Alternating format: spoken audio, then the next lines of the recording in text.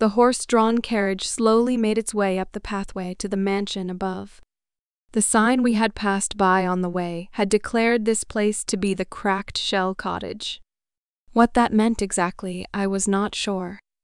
I had simply been removed from my foster family and brought here. A handful of other carriages with other boys were on the path, both ahead and behind us. I wondered what the point of all of this was, separating us like this. The carriage came to a stop. The driver did not turn around to bid his farewells to me as I gathered my things. No one came to greet me at the door. Only a handful of the other boys were standing around, looking awkward. Their ages ranged from 6 to 12 they were, by my approximation, rather ordinary. "How many more carriages, do you think?" one of the boys asked me as I approached. "A fair few," I said. "Not many." The boy nodded slowly. "Do you know what this place is?" I could tell at a glance that no one there had any idea either. "Well, I'm sure we'll find out soon enough," the other boy said finally. "They have to let us in eventually, right?" The large, dark double doors remained shut. I was quickly informed that someone else had tried, but they would not open. "Maybe we're expected to sit out here and freeze to death," one of the boys complained. He seemed to be dressed for warmer weather and was shivering. Someone got a jacket out of his bag and offered it to him, which he accepted gratefully. "Maybe they don't know we're here yet," another suggested. "Who owns this place anyway?" There was a very heavy silence.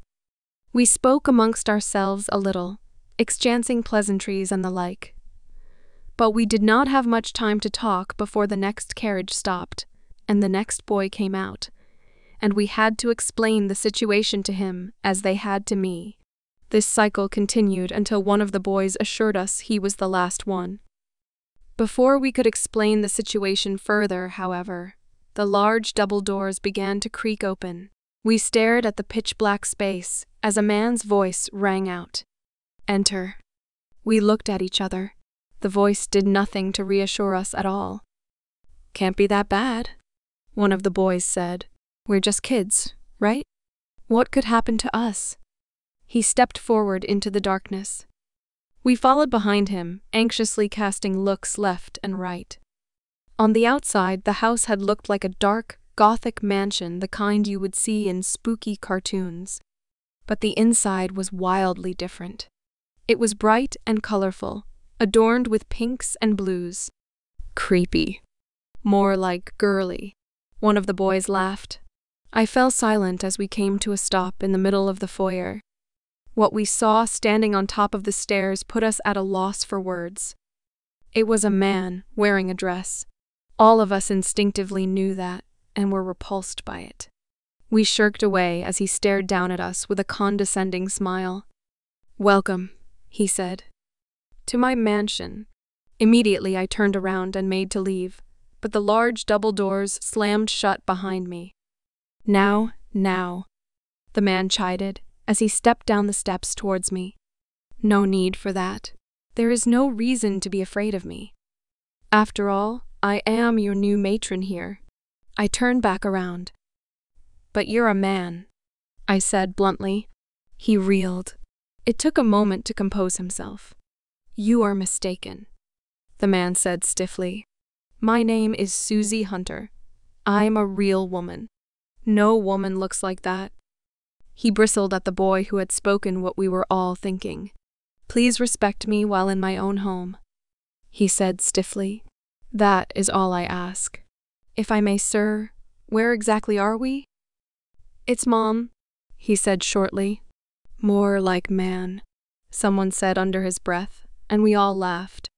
The man surveyed us all, his heavily made-up lip curling with clear distaste. He answered, "This is an establishment for young girls to learn how to behave in the wider world," he said stiffly. "But we're boys, though." The man smiled. "For now." He turned and walked back up the stairs. He did not return. We looked at each other. "Boys can't become girls," I said. "That's stupid." Even 6-year-old kids knew that there were only 2 genders, and that one could not become the other. I wondered why a grown man would ever believe otherwise. "Come on, let's go." One of the boys stepped forward. "Where are you going?" I asked, alarmed. "Exploring," he said. "We've got to call for help. That guy is sick, man." There was a hurried murmur of agreement from the others. None of us wanted to be left alone in the house with a transvestite. I nodded, understanding the importance of the situation. "Let's split up and cover more ground," I said. "And if you see him, RUN, meet back here if you find anything."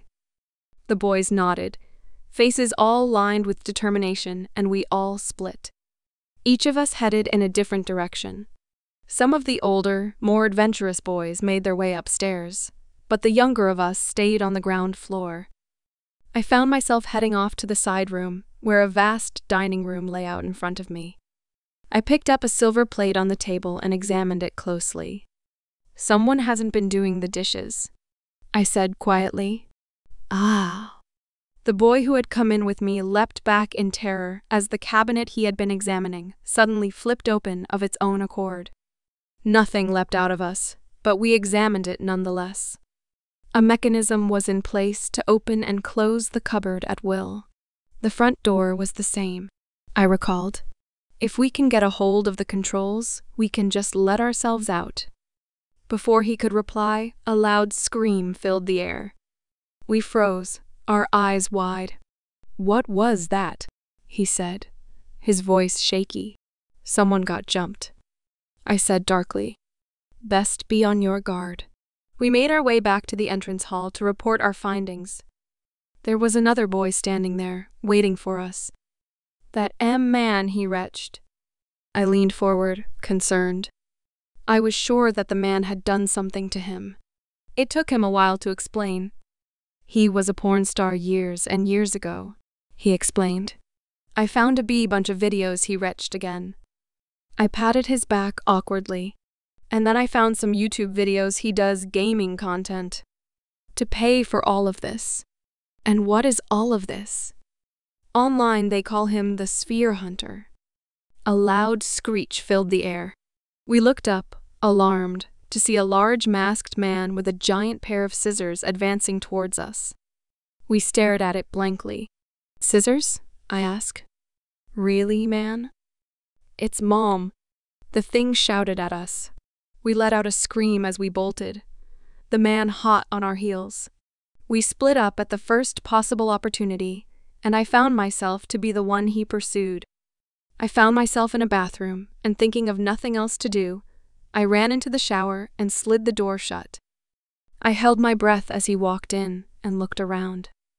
"Haven't been in here in years," he breathed. He looked around for a bit, let out an odd kind of noise as he did, and stepped back out into the hallway. I let out a breath of air. That was horrifying. I stepped out of the shower, deep in thought. Just what was he intending to do with those scissors? I had to find the others. I crept forward cautiously, half expecting the man to come lunging out at me from the shadows, but nothing happened. I returned to the foyer to find... One of the boys had been caught and forced into a dress. He stared at me miserably as I walked towards him. "He destroyed my things," he said pitifully. I barely had time to respond when another scream filled the air. I looked up the stairs, half expecting to see the man again, but instead one of our own came down, looking agitated. Spheres. Damn, it all makes sense now." He reached us, shaking. "He calls himself the Sphere Hunter because he wants to take our testicles." We looked at him in horror. "The scissors are for cutting off our balls?" "Yes." We jumped and whirled around. The man advanced towards us, the scissors clipping. "It was not enough to remove my own balls," Susie Hunter said idly as he advanced. "And eventually I could not convince my audience to remove their own balls either. And so, in order to fulfill my fetish, I knew that I had to resort to force." "You've been kidnapping boys from foster families to castrate them?" I asked, horrified. Without waiting to answer, He lunged at me. The three of us ran back upstairs, the man in hot pursuit. "You're mine," he snarled, raising the scissors in front of him. I whirled around and caught him in the face in a wild kick. He crumbled, falling down the stairs in a heap. He did not get up again. And so transgenderism was stopped forever. The end.